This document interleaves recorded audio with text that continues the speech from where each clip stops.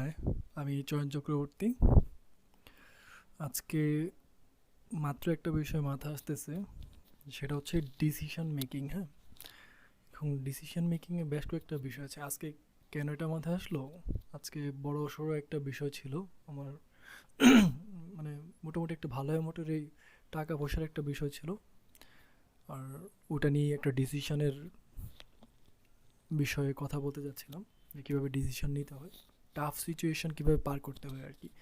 জীবনে অনেক সময় দেখা যায় কি, এমন এমন কিছু সিচুয়েশন চলে আসে যেগুলো কোনোভাবে হ্যান্ডেল করা উপায় থাকে না। অনেক জটিল একটা পরিস্থিতি তৈরি হয়, ব্রেনে অনেক প্রেশার ক্রিয়েট হয় যে এটা কীভাবে ওভারকাম করব, কীভাবে এটা পার করব, বা কখন কী করা যায়, এই সিচুয়েশানে কী করা লাগে। অনেকে হয়ে যায় কি, প্যানিক করা শুরু করে, যে সিচুয়েশনটা তো এত জটিল, সামলাতে পারতেছি না। প্যানিক শুরু হয়ে যায় অনেকেরই। সেইটাই ওভারকাম করার জন্য মাঝে মাঝে কিছু ডিসিশন নিতে হয়। সেই সিদ্ধান্তগুলোই ফলাফল তৈরি করে আর কি, যে সামনের সময়টা কীভাবে বা ওই পরিস্থিতিটা কী হবে, যখন একটা টাফ সিচুয়েশান আসবে তখন এটা কীভাবে ওভারকাম করতে হবে। তো জীবনে সিদ্ধান্ত নেওয়াটা খুবই জরুরি বিষয়। সঠিক সময়ে সঠিক সিদ্ধান্ত নেওয়াটা অনেক জরুরি। সবাই এটা পারে এটা বলা ঠিক না, কিন্তু চেষ্টা করে সবাই। তো অনেকেই হচ্ছে কি, প্যানিক করে ফেলে, অতিরিক্ত চিন্তা করে ফেলে যে কি করব না করব, কীভাবে কী করব না করব, তখনই হয়ে যায় বড় একটা সমস্যা। এই বিষয়গুলো থেকে উতরানোর বেশ কয়েকটা উপায় আছে। হ্যাঁ, আমি নিজে যেটা চিন্তা করি মাঝে মাঝে, যে যে কোনো একটা সিদ্ধান্ত যদি মনে হয় সেটা দরকারি, তাহলে এটার মধ্যে কোনো ডিসিশনের চেঞ্জ হবে না। যে দরকার করতে হবে মানে করতে হবে, ডিসিশন নিয়েছি মানে নিয়েছি। এটা যদি মনে হয় যে ভালো ডিসিশন, এটা নিতে হবে, এটার মধ্যে না অপশানটা আনা ঠিক না।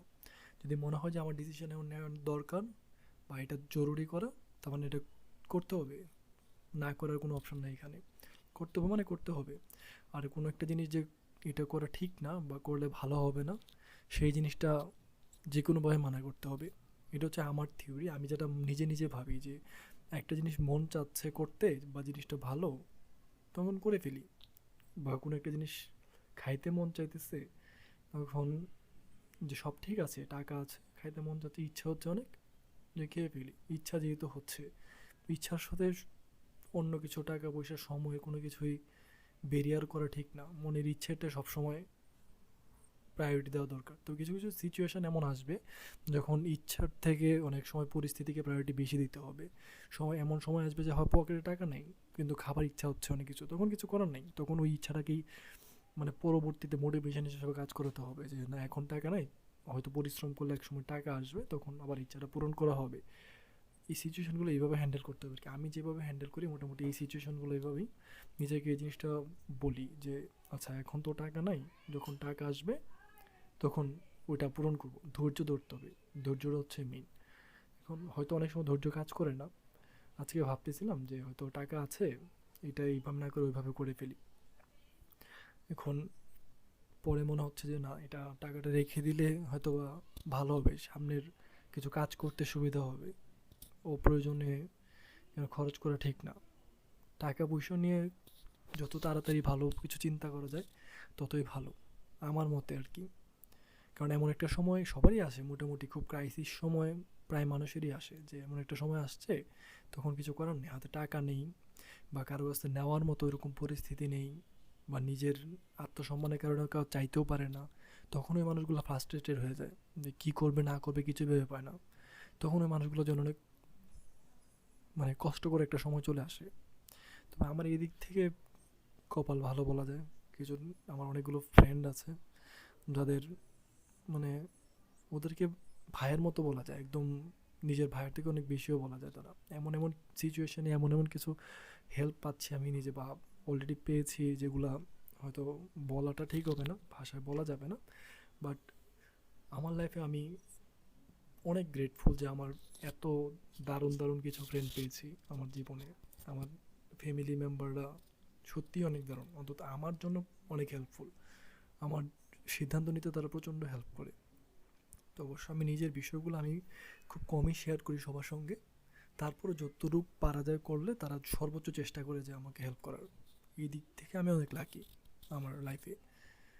তো নিজের সিদ্ধান্ত নিজের কাছে, নিজে কোনটা ঠিক কোনটা ভুল, এই জিনিসটা লাইফে বোঝা খুবই জরুরি জিনিস।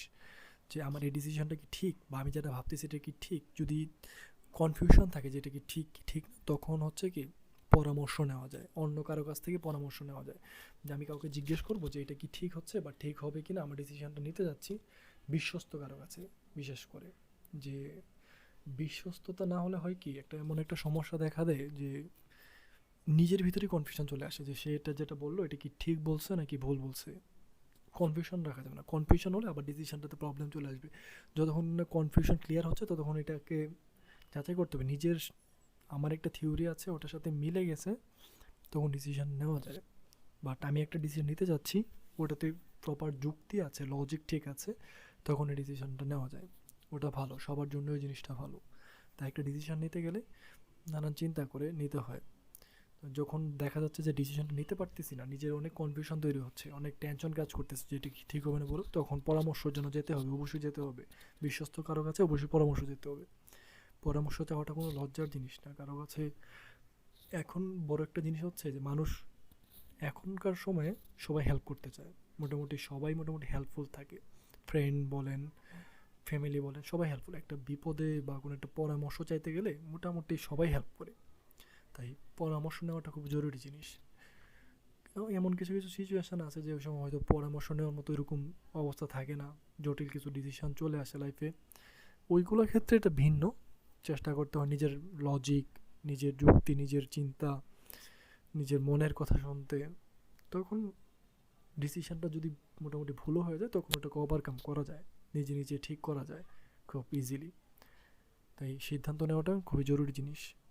বিশেষ করে আরেকটা দিক হচ্ছে টাকা পয়সার বিষয়ে সিদ্ধান্ত নেওয়াটা খুব জরুরি।